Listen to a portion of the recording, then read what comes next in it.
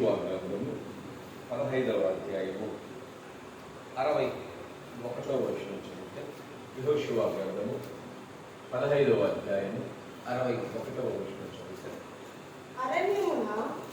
అరణ్యమున బేతారాబా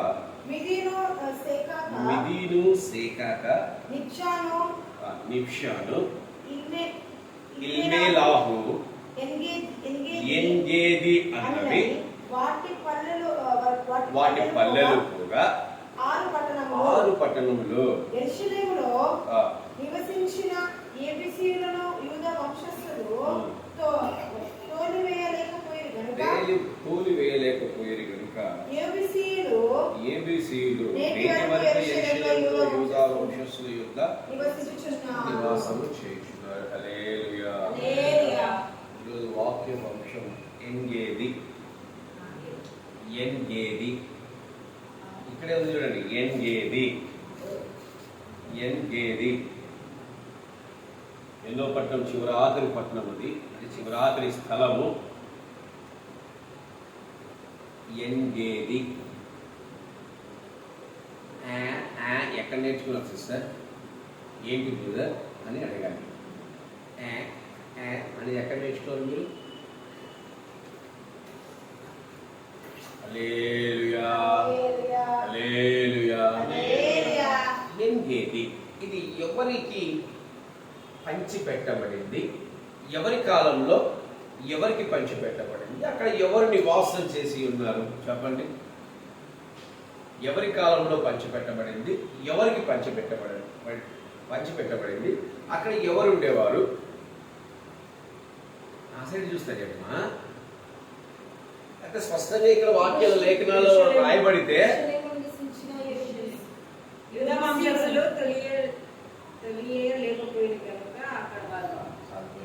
ఇంత మంచి అద్భుతమైన జ్ఞానం ఉందని నాకు తెలియలేదు.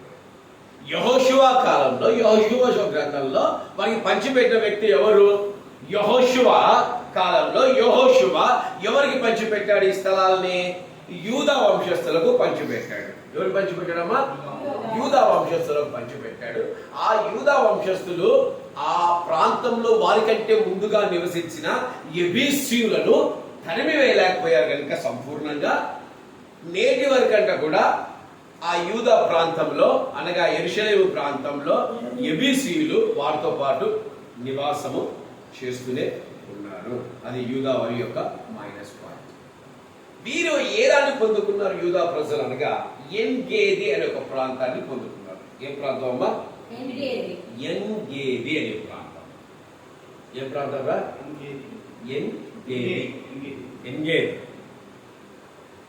ఈ ప్రాంతము చాలా ప్రాముఖ్యమైన ప్రాంతము. దేవుడు ఎంత అద్భుతమైన ప్రాముఖ్యతను ఈ ప్రాంతానికి ఇచ్చారంటే నిజంగా ఈ ప్రాంతంలో నివసించిన వారందరూ చాలా ధన్యతగా, చాలా ఆదరణ పొందిన వారిగా, చాలా నెమ్మది పొందిన వారిగా, నివాసించటానికి యోగ్యత లేకున్నా నివాసం చేయటానికి అర్హత పొందిన వారిగా మనం చూస్తూ ఉన్నాం. ఇజ్రాయెల్ దేశం ఎంత ఘోరంగా ఉంటుందంటే నీరు అనేది ఎక్కడ చాలా తక్కువ. అదే ఇందాక ఒక చక్కటి పాట పాడుకున్నాం. ఏం పాట?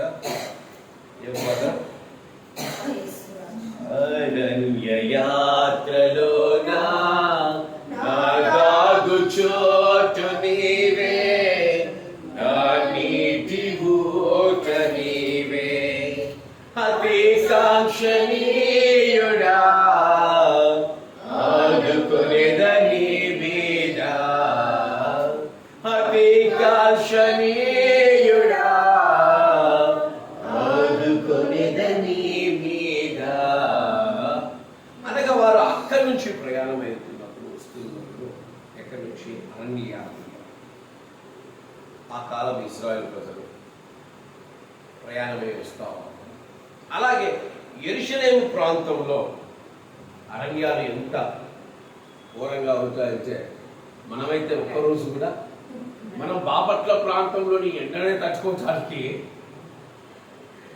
వెంటనే తట్టుకోవడానికి కూలర్లున్నా ఫ్యాన్లున్నా తట్టుకోవడానికి మనము చాలా ఇబ్బంది పడ్డాము. అక్కడ దగ్గర దగ్గర 45 డిగ్రీస్ వరకు ఎండ ఉంటుంది. ఈ ఎన్గేది అనే ప్రాంతం అరణ్య ప్రాంతం. అరణ్య ప్రాంతంలో నీరు అనేది ఎక్కడ దొరకదు. కానీ ఈ ఎన్గేది అనే ప్రాంతంలో ఒక ఓయాసిస్ ఏంటైనా ఎడారి ప్రాంతంలా ఉంటుంది అనమాట. ఇది ఈ ఎడారి ప్రాంతంలో దేవుడు ఒక ఓయాసిస్ ని పెట్టాడు, నీటి ఊటను పెట్టాడు. ఏం పెట్టాడమ్మా? నీటి ఊటను పెట్టాడు. అరణ్యంలో కూడా నీటి ఊటను కలగ చేయవాడు ఆయనే. అరణ్యం లాంటి మన జీవితాల్లో కూడా నీటి ఊటను ఇవ్వగల నా సైడ్ చూడాలి నీటి ఊటను అందించగలిగిన వాడు ఆయన మాత్రమే.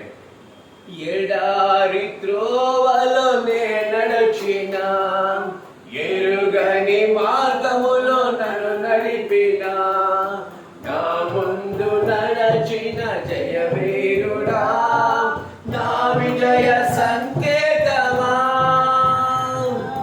ఎడారిలో ఓయాసిస్ ని పెట్టిన దేవుడు చాలా గొప్పవాడు.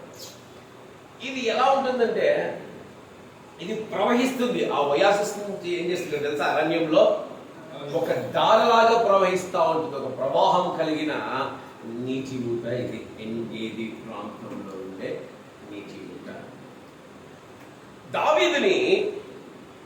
దావీదు మహారాజుని సౌలు తరుముతా ఉన్నప్పుడు, సౌలు వెంబడిస్తా ఉన్నప్పుడు ఆయన దేవునికి మొరపెట్టాడు, నా దాగు చోటు నీవే దేవా, నా దాగు చోటు నీవే నాయ. సౌలు దావీదును వెంబడిస్తూ ఎక్కడ దొరికినా అక్కడ చంపేయాలని ప్రయత్నం చేస్తా ఉన్నప్పుడు దావీదు మహారాజు ఎక్కడికి వెళ్ళాడు తెలుసా? ఎన్గేదికి వెళ్ళాడు. ఎక్కడికి వెళ్ళాడు? ఎన్గేదికి వెళ్ళాడు. చదవండి మాట. 1 సమూయేలు గ్రంథం 23వ అధ్యాయం 29వ వచనం.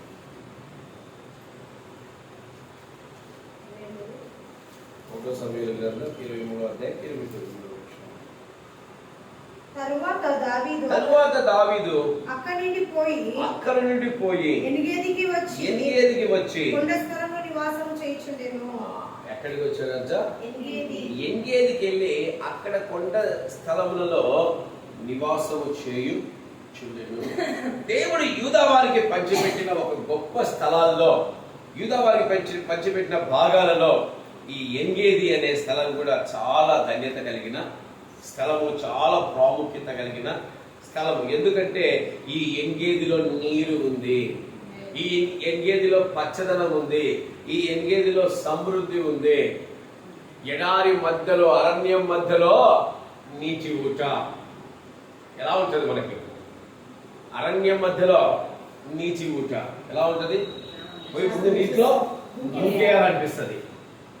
తర్వాత రుచికరమైన స్వచ్ఛమైన నీటి ఊట.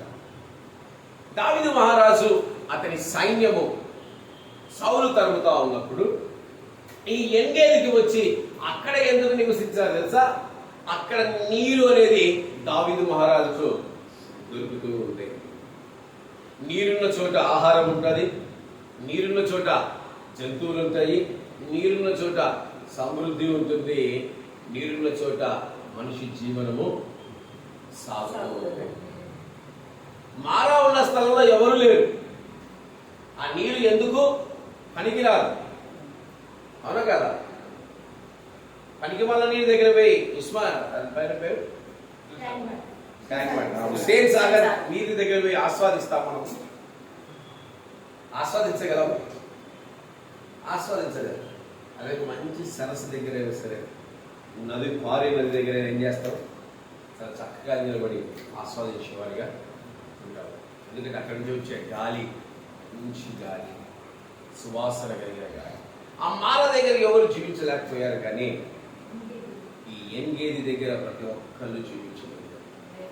దావీదు మహారాజు అతని సైన్యము కొండ గుహల్లోకి వెళుతూ ఆ ఎన్గేది అనే ప్రాంతానికి వస్తూ, అదే ఆ నీటి ఊటి దగ్గరికి వస్తూ నీరు తాగుతూ మరలా కొండ గుహల్లో వారు దాక్కునేవారిగా ఉంటుంది. అందుకే నా దాగు సౌలు వెంబడిస్తున్నప్పుడు దావీదు ప్రార్థన, నా దాగు చోటు నీవే నాయన, నా దాగు చోటు నీవే. ఎందుకంటే అరణ్యంలో నాకు నీటి ఊటలు ఉంచిన దేవా, నన్ను కొండ గుహల్లో దాచి ఉంచిన దేవా, నా దాగు చోటు నీవే ఉన్నవాడా, నీకే స్తోత్రం అని దావీదు మహారాజు కీర్తన గ్రంథంలో ఆయన మొరపెట్టే వ్యక్తిగా.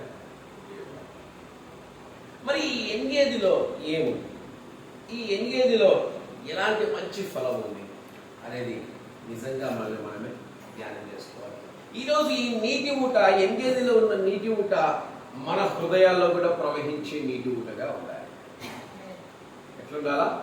మన హృదయంలో నీటి ఊట ఎలా ఉండాలి సార్? జీవం అనే నీటి ఊట ఎట్లుండాలి సార్? మన హృదయంలో ప్రవహించే విధంగానే ఉండాలి, ఆగిపోయే విధంగా ఉండకూడదు. ఆగిపోతే అంతా ఏమైతుంది తెలుసా? పాచి పడుతుంది, కంపు కొడుతుంది, అమ్మా ఎండిపోతుంది, ఎన్నెన్ని. కానీ ప్రవహించే జీవము నీటి ఊట అది అనేకులు బ్రతికిస్తుంది, మన హృదయంలో జీవాన్ని మనకిస్తుంది, జీవాత్మను మనలో నింపుతుంది. దావీదులో ఆ హృదయంలో నీటి ఊట ప్రవహించబట్టే దావీదు ఎంగేదిలో ఒక మంచి కార్యాన్ని చేశాడు. ఎంగేదిలో ఒక గొప్ప కార్యాన్ని దావీదు మహారాజు చేయగలిగాడు. ఈరోజు మనం అలాంటి మనసు కలిగి ఉంటున్నామా, అలాంటి జీవితాన్ని కలిగి ఉంటున్నామా అనేది జ్ఞాపకం చేసుకోవాలి. ఎక్కడైతే నీరు ప్రవహిస్తుందో అక్కడ సమృద్ధి ఉంటుంది, అక్కడ సంతోషం ఉంటుంది. దుప్పి నీటి వాగుల కొరకు కృష్ణకోరి ఎలాగైతే ఉంటుందో, ఎలాంటి నీళ్ళు తాగుతుంది తెలుసా? దుప్పి ఇలా పారే తాగుతుంది తప్ప నిలిచి ఉన్న నీరు దుప్పి తాగడానికి 99% పారే నీరు కావాలి. పారే నీరులో స్వచ్ఛత ఉంటుంది, పారే నీరులో వాసన ఉంటుంది, పారే నీరులో శ్రేష్టమైనది ఉంటుంది. పారే నీరు ప్రతి ఒక్కదానికి పనికి వస్తుంది. ఎక్కడో నదులు గుట్టి ఈరోజు ఎక్కడికో వెళ్ళి సముద్రంలో కలుస్తూ ఉన్నాయి. పాడుతా పాడుతా పాడుతా పాడుతా అనేక పంటలను పండించే విధంగా ఎంగేది లాంటి స్థలము ఈరోజు మనకు కూడా కావాలి. పారే హృదయంగా మన హృదయం కూడా మారాలి. మన హృదయం ఎట్లా మారాలా?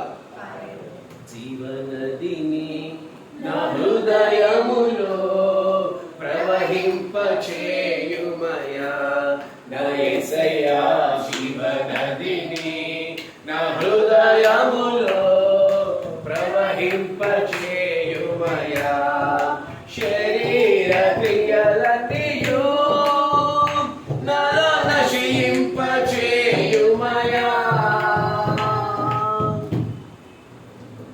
నీరు పారితేనే ఏమైతే తెలుసా? ఆ ప్రాంతము పచ్చగా ఉంటుంది, శుభ్రంగా ఉంటుంది. జీవనది నా హృదయంలో ప్రవహింపచేయుమయా. ఆ జీవనది నిజంగా మన హృదయంలో ప్రవహింపజేస్తే దీంట్లో ప్రతి కల్మషాన్ని దేవుడు తీసేసుకుంటూ వస్తాడు. పరిశుద్ధాత్మ దేవుడు ప్రతి దాన్ని ఏం చేస్తాడు? తీసేస్తాడు. ఎలాంటి కల్మషం ఉన్నా దాన్ని పరిశుద్ధాత్మ దేవుడు తొలగిస్తాడు. ఆత్మ పూర్ణంగా మనల్ని మారుస్తాడు, ఆత్మ అభిషేకాన్ని మనకు అందిస్తాడు, శరీర క్రియలన్నీ తీసివేస్తాడు, పాప క్రియలన్నీ తొలగిస్తాడు, ఎండిన ఎముకల్లో జీవాన్ని అందిస్తాడు.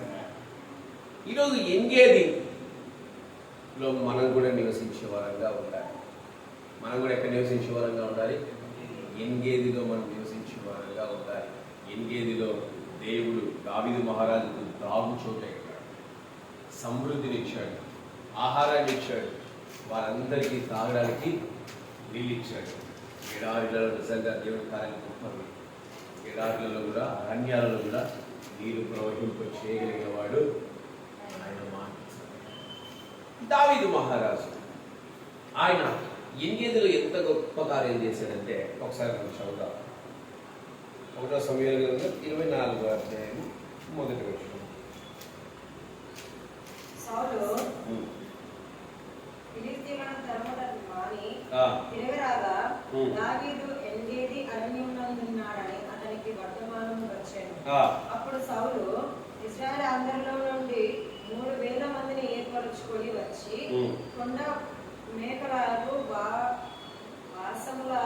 వాసములకు శిలా పర్వతముల మీద దావీదును అతని జనములను వెతుకుటకై బయలుదేరెను.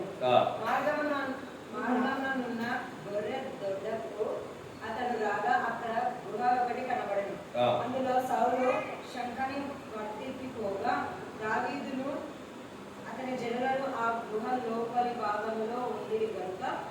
దావీదు జనులు, అదిగో నీ దృష్టికి ఏది మంచిదో అది నీవు అతనికి చేయునట్లు నీ శత్రువుని నీ చేతికి అప్పగించునని యెహోవా నీతో చెప్పిన దినమును వచ్చునని అతనితో అనగా, దావీదు లేచి వచ్చి సౌలు నాకు తెలియకుండా అతని పై వస్త్రపు చెవిను కోసెను. సౌలు పై వస్త్రాన్ని తాను కోసనని దావీదు మనసు నొచ్చి ఎంగేదిలో ఏముందంటే శత్రువును క్షమించే మనసు ఎంగేదిలో. ఎందుకంటే ఎంగేదిలో పారి నీరు, దావీదు హృదయంలో నీరు పారుతా ఉంది. ఏం పారుతా ఉంది? నీరు పారుతా ఉంది. జీవము, నీరనగా జీవము, జీవం పారుతా ఉంది. కనుక తనను తరిమిన వాడిని, తనను చంపాలనుకుంటున్న వాడిని, తన చేతికి అందిన వాడిని కూడా దావీదు మహారాజు చంపకుండా ఏం చేశాడు తెలుసా? క్షమించడానికి తన హృదయాన్ని తానే ప్రేరేపించుకున్నాడు. ఎంగేదిలో మంచి ప్రేరేపణ ఉంది. ఈరోజు మన జీవితాల్లో మనం ఎలా ఉన్నామో ఒకసారి మనం జ్ఞాపకం చేసుకోవాలి. ఇక్కడ దావీదు మహారాజు ఏం చేసాడు పాపం? సౌలు ఎందుకు తరుపుతున్నాడు దావీదు మహారాజుని? సౌలు దావీదు మహారాజుని ఎందుకు తరుపుతున్నాడు? తనకంటే ఎక్కువ ఘనత దావీదు మహారాజుకు వచ్చిందని అతని హృదయంలో ఏమొచ్చింది? ఈర్ష్య, పగ, కక్షలు వచ్చి దావీదు మహారాజు ప్రాణంని కూడా తీయడానికి వెనుకాడాడు. ఫిలిస్తీని పని చేయలేకపోయారు. ఎవరు చేయలేకపోయారు? ఫిలిస్తీన్ల దేశంలో దావీదు మహారాజు నివసించాడు. తెలుసా మీకు? నివసించాడు లేదా? నివసించాడా? వారు దావీదు మహారాజుని ఏమని సంతోషంగా నివసించారు. ఇక్కడ మనవాడు ఇజ్రాయేలు రాజు తన కొరకు పోయి గొలియాతో కొట్లాడితే, తన కొరకు పోయి గొలియాతో కొట్లాడి చంపితే ఆదరించాల్సిన వాడు, దగ్గరికి తీసుకోవాల్సిన వాడు, ప్రేమించాల్సిన వాడు, ఘనతనివ్వాల్సిన వాడు ఏం చేస్తాడు తెలుసా? చంపడానికి, దావీదును దగ్గర పెట్టుకొని పాడు చేయడానికి ప్రయత్నం చేస్తున్నారు. అక్కడ ప్రజలందరూ తెలియదు దావీదు దగ్గర పెట్టుకున్నది చాలా ప్రేమించడానికి అందరూ అనుకుంటా ఉంటే దావీదును దగ్గర పెట్టుకుంది చంపడానికే దావీదు మహారాజు మాత్రమే తెలుసు. ఈట చేస్తే తప్పించుకొని దావీదు మహారాజు కుమారుడు, సౌలు కుమారుడు ఎవరు? దావీదు మహారాజు స్నేహితుడు ఎవరు? యోనాతానికి ఈ మాట చెబితే ఇతను చెబుతాడు. యోనాతాన్ నమ్మలేకపోయాడు. అనగా తన కుమారుడు కూడా తెలియదు దావీదుని చంపడానికి సౌలు ప్రయత్నం చేస్తాడు.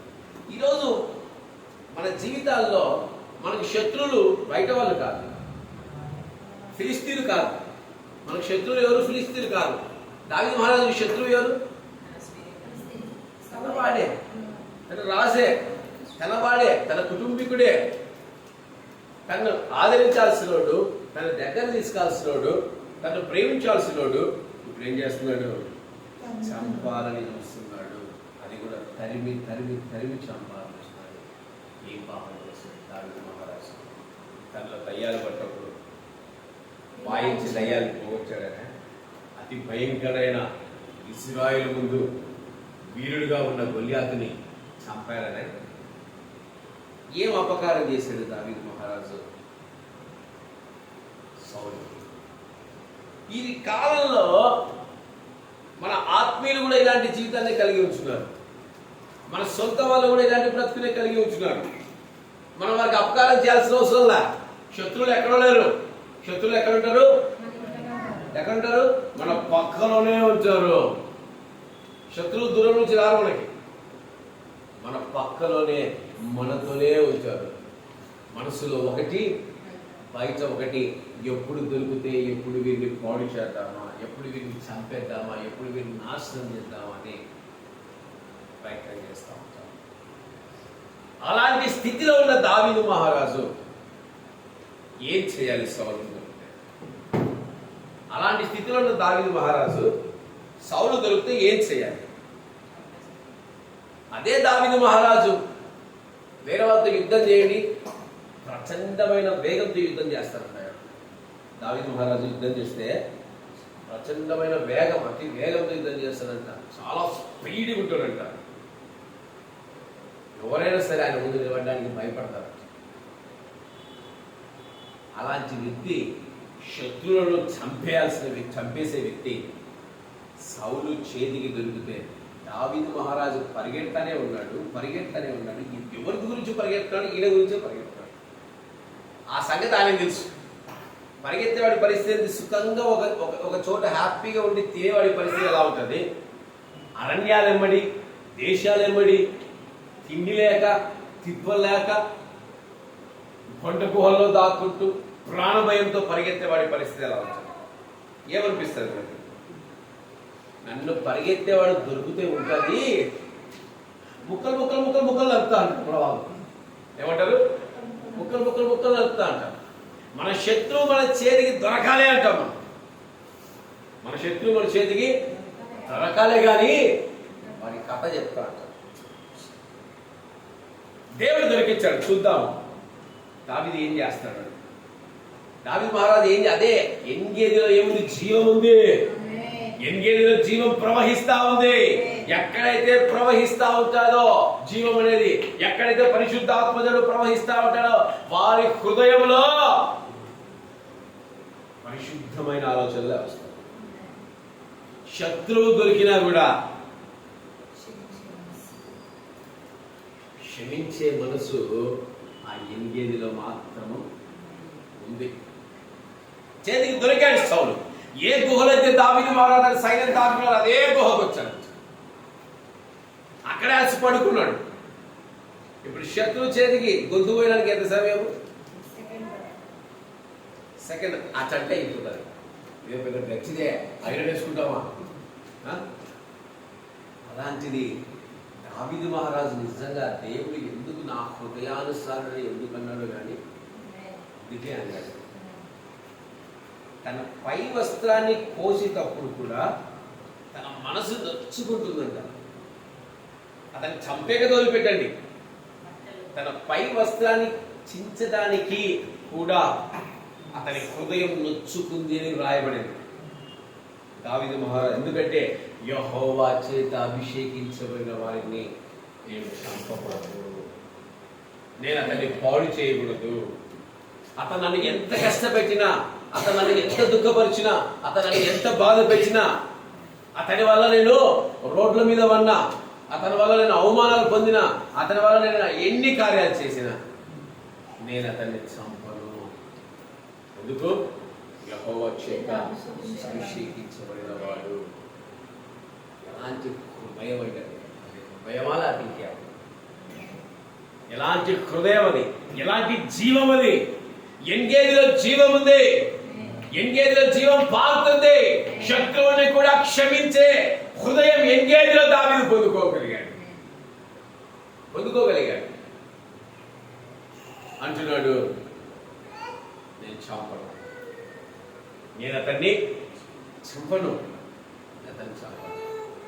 అని. అతను సౌలు బయటికి వెళ్ళిపోతే సౌలాను పిలిచి సాష్టాంగ నమస్కారం చేశారంట. దాని కింద వచనాల్లో ఉంటాడు. దావీదు మహారాజు ఏం చేస్తారంట? ఎంగేదిలో సాష్టాంగ నమస్కారం చేసి, నేను నీకేం చేశానయ్యా, నువ్వు నా చేతికి దొరికావు, అయినా నేను నీకు హాని చేయలేదు. ఈరోజు మన జీవితాలు ఎలా ఉన్నాయి?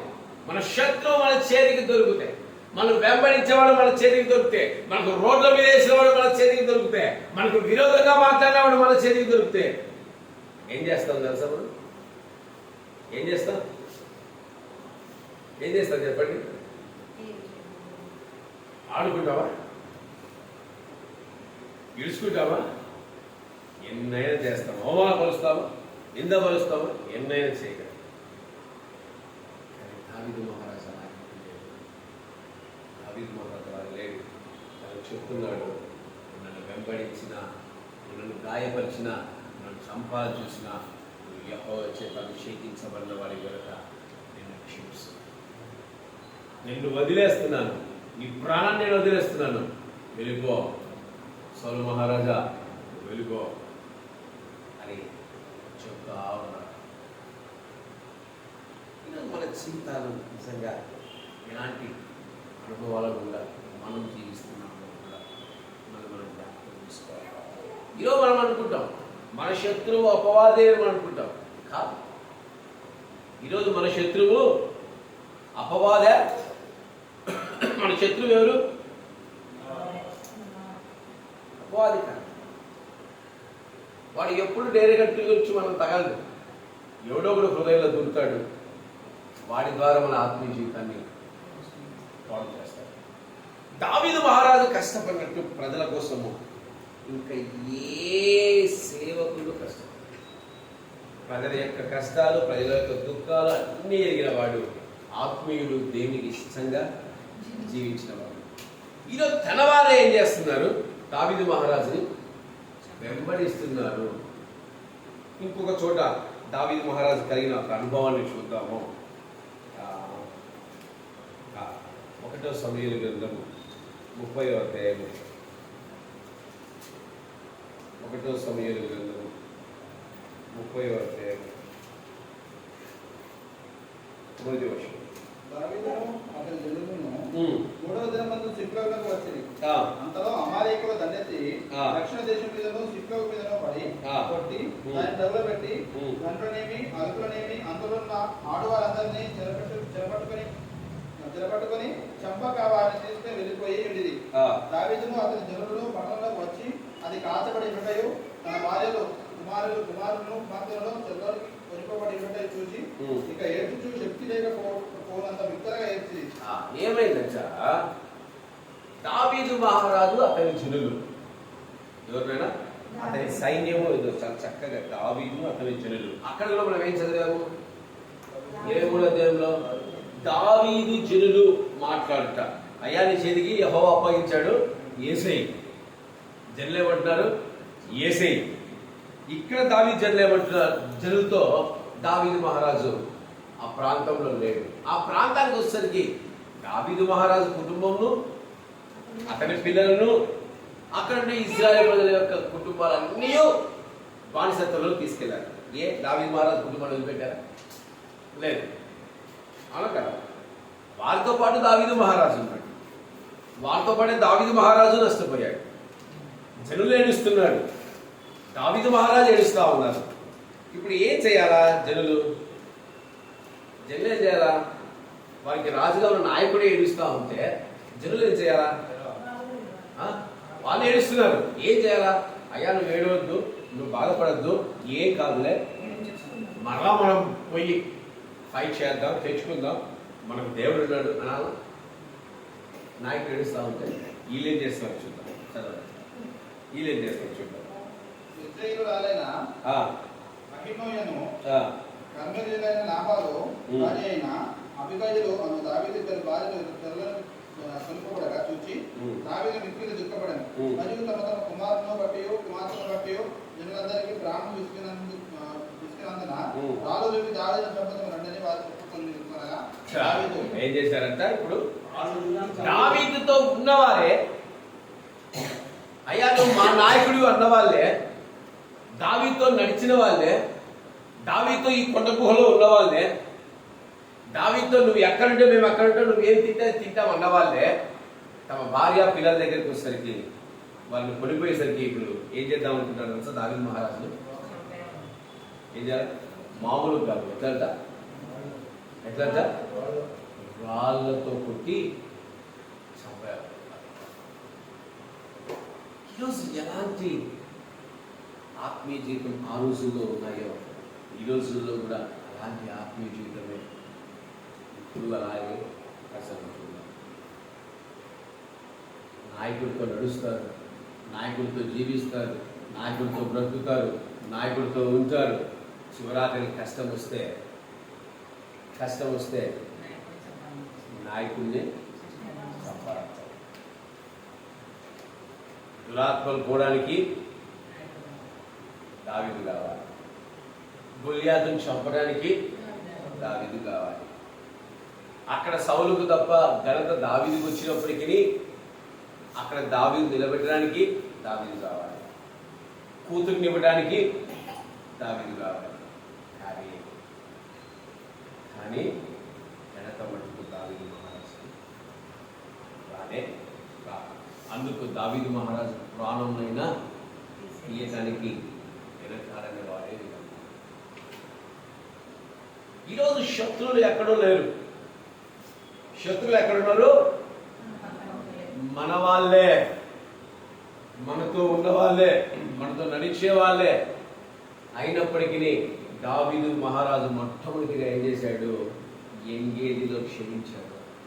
ఎంగేదిలో దావీదు మహారాజు జీవాన్ని పొందుకున్నాడు. ఆ ప్రవహించే జీవనదిని పొందుకున్నాడు కనుకనే తనను వెంబడించి తనను చంపాలనుకున్న సౌలు కూడా క్షమించాడు. రెండోసారి దావీదు మహారాజు ఈ ప్రాంతాల్లో ఎక్కడ? సిగ్లకు అనే ప్రాంతంలో తన వాళ్ళే చంపాలనుకున్నా, తనతో నడిచే వాళ్ళే చంపాలనుకున్నా, తనతో జీవించే వాళ్ళే రాళ్ళు చంపాలనుకున్నా దావీదు మహారాజు అక్కడ ఏం చేశాడంటే దేవుడు దయచేసిన జీవాన్ని, దేవుడు ఇచ్చిన ఆ యొక్క ఎంగేదిలో పొందుకున్న జీవాన్ని, ఎంగేదిలో పొందుకున్న ధైర్యాన్ని మరొక్కసారి దావీదు మహారాజు పొందుకోగలిగాడు. దావీదు మహారాజు గుర్తుపెట్టుకోండి, దావీదు మహారాజును కొట్టాలంటే ఏ శత్రువు వల్ల కాదు భూమి మీద. That is the power of David. Because David ఎవరి కుమారుడు తెలుసా? ఎవరి కుమారుడు? సైన్యముల అధిపతి యెహోవా యొక్క కుమారుడు. దావీదు మహారాజు భూమి మీద కొట్టేవాళ్ళు లేడు, ఆయన జయించేవాళ్ళు లేడు. ఎందుకంటే సాక్షాత్తు దేవాది దేవుడే అతనికి రక్షకుడు, అతన్ని నడిపించిన వాడు. దావీదు మహారాజును కొట్టాలంటే కేవలం ఆయన కొట్టాల్సిందే, ఇంకెవరు కొట్టాడో ఒప్పుకోడు. దేవుడు ఒక ప్రత్యేకమైన ప్రేమ కలిగిన వ్యక్తి. తన బిడ్డల్ని కొట్టాలంటే పక్కన కొట్టేయడు, తానే కొడతాడు, తానే దగ్గర వేస్తాడు. దావీదు మహారాజు అందుకే అంటాడు కదా, శత్రువుల చేతిలో పడ్డ కంటే మీ చేతిలో పడ్డ నాకెంతో. అదే దాని పని బంధం. దావీదు మహారాజు బంధము దేవుడి బంధం. అదే ఈరోజు మనల్ని కొట్టాలంటే దేవుడు కొట్టాలా, మళ్ళీ అన్యులు కొట్టకూడదు, మన పక్కవారు మనల్ని కొట్టకూడదు. మనల్ని కొట్టాలన్న దేవుడే. ఎందుకు? ఎంగేదిలో దావీదు జీవాన్ని పొందుకున్నాడు. తన హృదయంలో జలములు ప్రవహించాయి. పరిశుద్ధాత్మ అభిషేకాన్ని పొందుకున్నవాడిగా, పరిశుద్ధాత్మతో నడిపించేవాడిగా, శత్రువును సైతం తరిమే శత్రువును సైతం క్షమించగలిగిన ఏకైక మనసు పరిశుద్ధాత్మ దేవుడిదే. పరిశుద్ధాత్మ దేవుడు హృదయం ఉంటేనే మన శత్రువును కూడా క్షమించగలము, తరిమేవాడిని కూడా క్షమించగలము. ఈరోజు మనము ఎంగేది వంటి అనుభవాలు మన జీవితంలోకి రావాలని ప్రభు సెలవిస్తున్నాడు. ఎంగేది వంటి అనుభవాలు కావాలి. జనులు అంటున్నారు, ఏమంటున్నారు? జనులు అంటున్నారు చంపాయి. సౌలు ఏం చేయాలంట? ఎంత చక్కగా రాయబడ్డారు చూసారు ఇక్కడ 23వ వచనంలో, 24వ అధ్యాయంలో 4వ వచనంలో దావీదు జనులు మాట్లాడుతున్నారు. ఇదిగో నీ దృష్టికి ఏది మంచిదో అది నీవు అతనికి చేయనట్లు నీ శత్రువుని నీ చేతికి అప్పగించనని యెహోవా నీతో చెప్పిన దినం వచ్చనని అతనితో అనగా. ఎప్పుడు మన పక్కన లేని జనులు ఏం చేస్తుంటారు తెలుసా? మనం పాడు చేయడానికి ఉంటుంది, మన ఆత్మీయ జీవితాన్ని నాశనం చేయడానికి ఉంటుంది. అందుకే మనము దేవుడి స్వరం మాత్రమే వినాలి. దేవుడి స్వరం వినాలి. మన జీవితంలో ఏ నిర్ణయమైనా సరే దేవుడి స్వరం మాత్రమే వినాలి. దావీదు మహారాజు కూడా ఏడుస్తా ఉంటే అదే జనులు ఏమంటున్నారు? భలే దుఃఖం వేస్తారు తెలుసా? అట్లా ఎక్కడి నుంచి వెంబడించారు తెలుసా? ఆయన సౌలు తరుముతున్నప్పటి నుంచి వెంబడించారు. సౌలు మరణించేంత వరకు దావీదు మహారాజు వెంబడించారు. ఆఖరికి దావీదు మహారాజు చనిపోయేంత వరకు వెంబడించారు. ఈ బ్యాచ్ ఆయన వెంబడించి అరణ్యంలో ఉండి కష్టాలు పడి దుఃఖాలు పడి చివరాఖరికి వాళ్ళకి శ్రమ వచ్చేసరికి, వాళ్ళ కష్టాలు వచ్చేసరికి, వాళ్ళ పిల్లలు బాధపడేసరికి, వాళ్ళ భార్యలు బాధపడేసరికి ఏమైపోయింది? చంపేదా? చెప్పలేదా? ఎంత ఆయన హృదయం ఎంత తల్లడిల్లించాలి, ఆయన హృదయం ఎంత గాయపడింటాడు. నన్ను వెంబడించేవారని ఈ మాట రోజు అయిగా దావీదు దావీదు దావీదు అన్నలేదా ఈ మాట అనేది? అయ్యా నువ్వు మా నాయకుడివి అన్నలేదా ఈ మాట? ఇంత పరితపించిపోయింది. వెంబడించే వారే చంపేస్తారు. ఈ ప్రభువైన యేసుక్రీస్తు వారి జీవితంలో వెంబడించే యూదా ఇస్కరియోతే ఆయన్ని అప్పగించాడు. వెంబడించిన శిష్యులు ఆయన నుంచి పారిపోయాడు. వెంబడించిన వారే బాధపరిస్తే ఎంత గాయం ఉందో తెలుసా? మన వాళ్ళకు కూడా శత్రువులు దిగితే పెద్దగా పట్టించుకోరు. అదే సొంతలు దిగితే ఓ లబ లబ లబ లబ లబ ఏడుస్తారు. ఎందుకు ఏడుస్తారు? ఎందుకు ఏడుస్తారు? రోజులు మారుతూనే ఉన్నాను, వార్తలు జీవించాలి. ఎదురుంటే నాకు చెప్పొచ్చు కదా, నా వెనుక నా గురించి ఇంత ఈజీగా మాట్లాడతాను, ఎందుకు అవసరమా అని అంటా ఉంటాను. ఎంతమంది జీవితాల్లో జరిగే ఇలాంటి అనుభవాలు, ఎంతమంది జీవితాల్లో జరిగే ఇలాంటి కార్యాలు? ఎదురుంటే నాతోనే మాట్లాడచ్చుగా, నా వెనుక నా గురించి ఇన్ని మాటలు చెప్పాల్సిన అవసరం ఏంటి?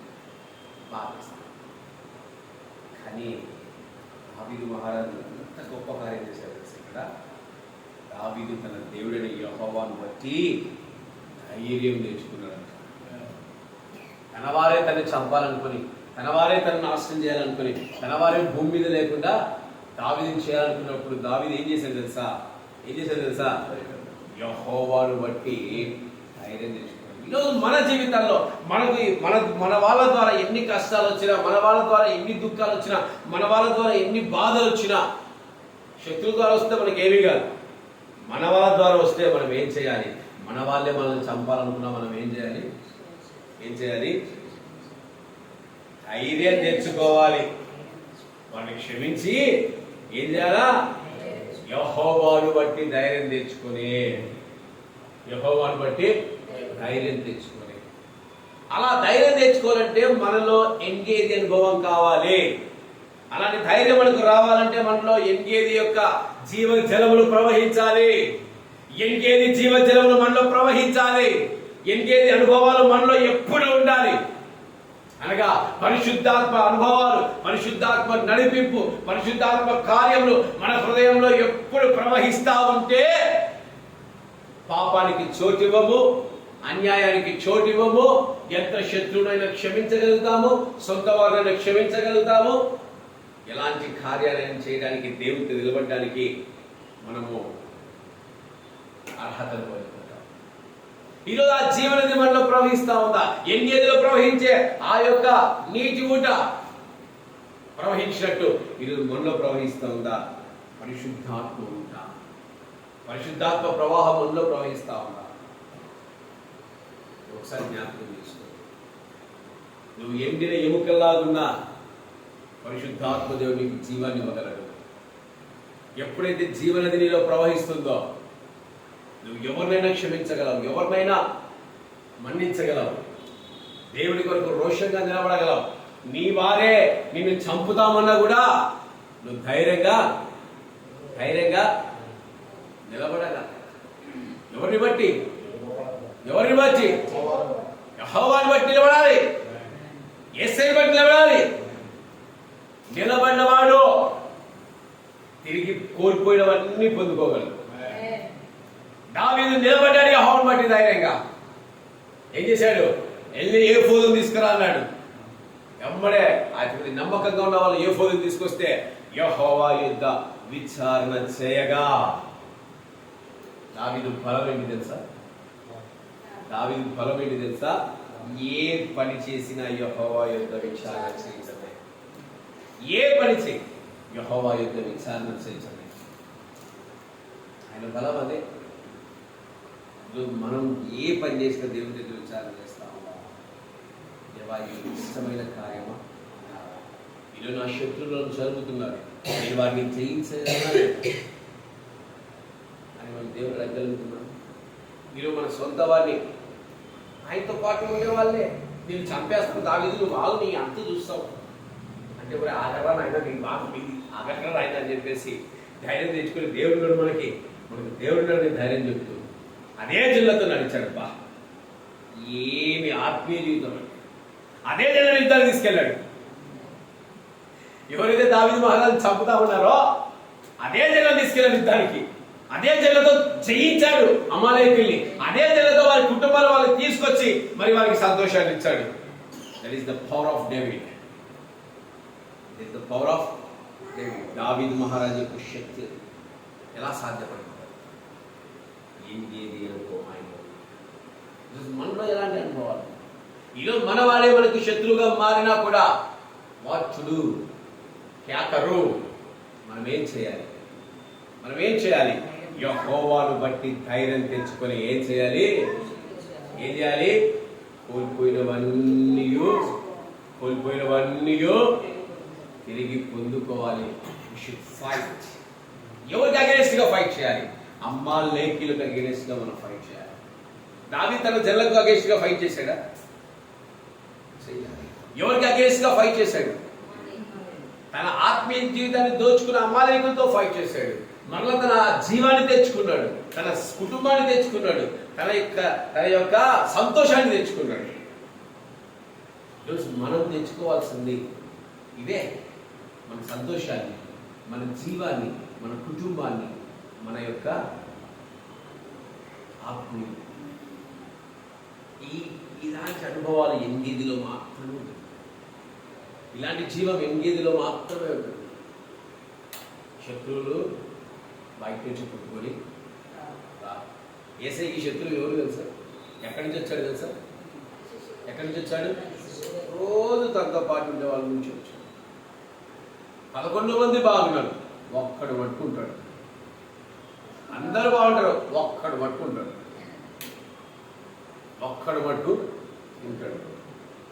ఒక్కడే యూదా ఇస్కరియోతు విరోధిగా మారేవాడు. ఇశ్రాయేలు ప్రజలందరూ గణతిస్తారు ఎవరికి? దావీదు మహారాజుకి. ఒక్కడే ఈడ తీసుకొని సంపాలనుకున్నాడు. ఒక్కడే వెంబడిస్తున్నాడు. కానీ దావీదు మహారాజు జీవితం ఎంత అద్భుతం ముందుగా కారణం తెలుసా?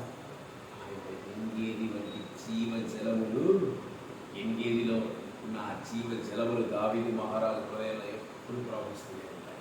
అందుకే దేవుడు అనగలిగాడు అతన్ని, ఇతను నా హృదయానుసారం. లాంటి ప్రేమ యేసుక్రీస్తు ప్రభువులు ఎలాంటి ప్రేమను చూసామో భూమి మీద, అదే ప్రేమ దావీదు మహారాజులో చూడగలిగాము. అందుకే యేసుక్రీస్తు ప్రభు సిగ్గుపడలేదు. తాను దావీదు కుమారుడు చెప్పుకోవడానికి యేసుక్రీస్తు ప్రభు సిగ్గుపడలేదు. ఎక్కడ దావీదు కుమారుడు అంటే ఆగిపోయాడు. నా పేరు దావీదు కుమారుడు కాదు, మరి తిన్నాడా? నా పేరు యేసుక్రీస్తు ప్రభు అన్నాడా? అందులో ఎందుకంటే యేసయ్య కూడా తెలుసు దావీదు మహారాజు యొక్క ఆత్మీయ జీవితం ఎంత ఉన్నతమైనది, ఎంత ప్రేమ కలిగినది, ఎంత పవిత్రత. బలహీనతలు ఉంటాయి. ఆ బలహీనతను బట్టి దేవుడు దావీదు మహారాజు చంపలేదే. సౌలును చంపాడు కానీ దావీదు మహారాజు చంపాడా? ఎందుకంటే దావీదు మహారాజు నిజమైన ప్రేమ, సత్యమైన ప్రేమ, నటించే ప్రేమ కాదు. సౌలులాగా నటించే ప్రేమ కాదు, నిజమైన ప్రేమ, యథార్థమైన ప్రేమ, దేవునికి ఇష్టలుగా ఉండే ప్రేమ. మనలో చాలా మంది నటించే ప్రేమలు సౌలులాగా. చాలా ఉండకూడదు. యథార్థమైన ప్రేమ యెహోవాకు ఇష్టమైన ప్రేమ. ఇది మనకి యథార్థంగా జీవించడానికి ఇష్టం కాదు, యథార్థంగా బ్రతకడానికి మనము ఎందుకు సాగాలి? దావీదు మహారాజులో ఉండే ఆ యొక్క హృదయంలో ఎటువంటి కల్మషం వచ్చినా ఎంగేది అనుభవం అతన్ని మార్చేసింది. ఎంగేది అనుభవం శత్రువులు కూడా క్షమించేంతగా, తరిమేవాడిని కూడా క్షమించేంతగా మార్చగలిగింది. ఈరోజు మనలో ఎందుకు ఎంగేది అనుభవాలని రాత్రికాల సమయంలో దేవుని అడగాల్సినది, దేవా ఎంగేది అనుభవము నాకు దయచేయి. ఎంగేదిలో దావీదు ఉన్నాడు. ఎంగేదిలో ఎవరున్నారు? ఈరోజు మనం కూడా ఎంగేదిలో ఉండాలి. ఎంగేదిలో ఎవరున్నారు? యేసయ్య ఉంటాడు. ఎంగేదిలో జీవజలాలు పారుతున్నాయి.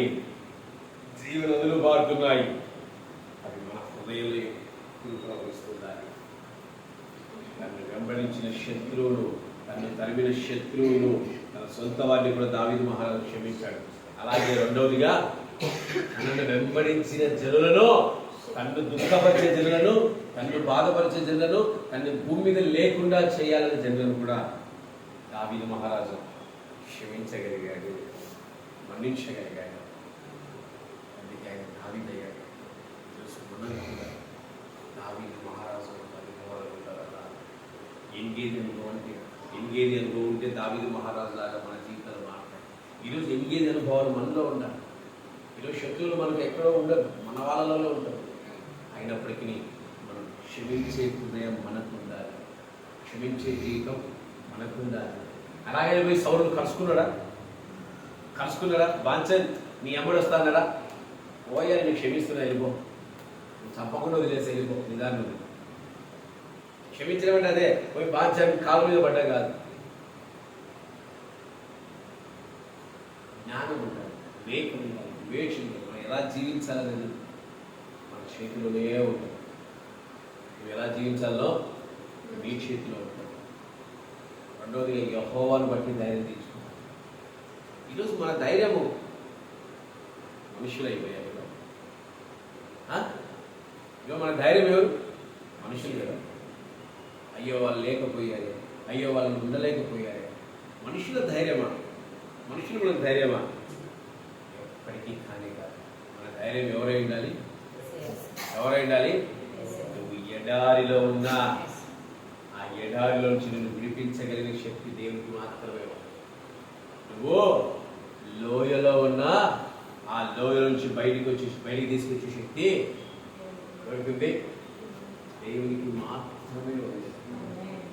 ఈరోజు మన ధైర్యం దేవుడు అయి ఉండాలి, మన దేవుడు క్రీస్తు అయి ఉండాలి, మన ధైర్యం క్రీస్తు అయి ఉండాలి, మన శక్తి క్రీస్తు అయి ఉండాలి, మన బలము క్రీస్తు అయి ఉండాలి. కనుక రాత్రికాల సమయంలో దేవా ఎంగేది వంటి జీవజలములు నాలో ప్రవహింపజేసి నా హృదయాన్ని శుద్ధి చేయండి, నా హృదయాన్ని శుద్ధి చేయండి అని అందరూ లేచి నిలబడి మీ హృదయాన్ని ఈరోజు మీరే శుద్ధి చేసుకోవాలి.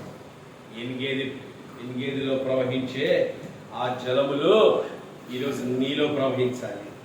దావీదు మహారాజు అరణ్యములో ఉన్నను, కొండలలో ఉన్నను, లోయలలో ఉన్నను, ఎడవులో ఉన్నను, అడవులలో ఉన్నను, ఎడారులో ఉన్నను, ఆయన్ని గమనించిన వ్యక్తి కేవలము దేవుడైన యెహోవాయే.